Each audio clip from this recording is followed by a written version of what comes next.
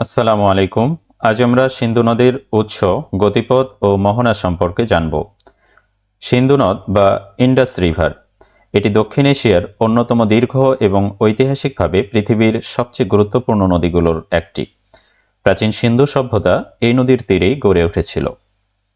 সিন্ধু নদীর যাত্রা অত্যন্ত বৈচিত্র্যময়, যা তিনটি দেশের অর্থাৎ চীন, ভারত ও পাকিস্তানের মধ্য দিয়ে প্রবাহিত হয়েছে। সিন্ধু নদের মোট দৈর্ঘ্য প্রায় ৩,১৮০ কিলোমিটার।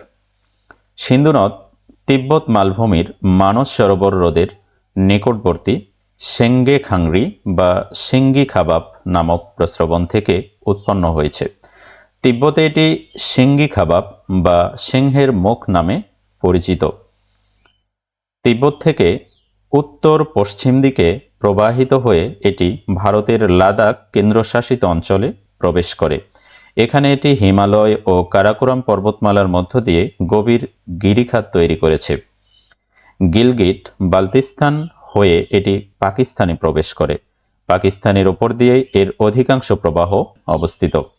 সবশেষে করাচির কাছে বিশাল বদ্বীপ তৈরি করে এটি আরব সাগরে পতিত হয়েছে।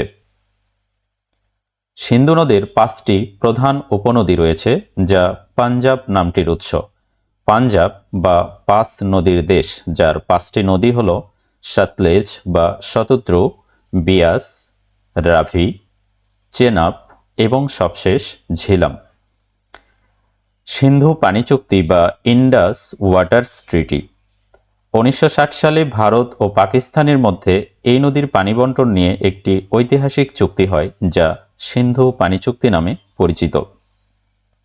এই চুক্তির মাধ্যমে পূর্ব দিকের 3 নদী অর্থাৎ সতলেজ, বিয়াস এবং রাভি নদীর নিয়ন্ত্রণ পায় ভারত এবং অন্যদিকে পশ্চিম দিকের 3 নদী অর্থাৎ চেনাব, ঝিলাম এবং সিন্ধু নদীর পানির সিংহভাগ ব্যবহারের অধিকার পায় পাকিস্তান।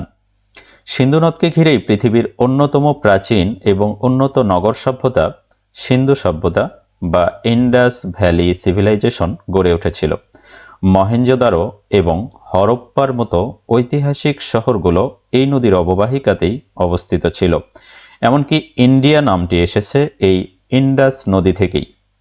ভিডিওটি ভালো লাগলে লাইক, কমেন্ট করে উৎসাহিত করবেন এবং সাবস্ক্রাইব করে পাশে থাকবেন। ধন্যবাদ সবাইকে।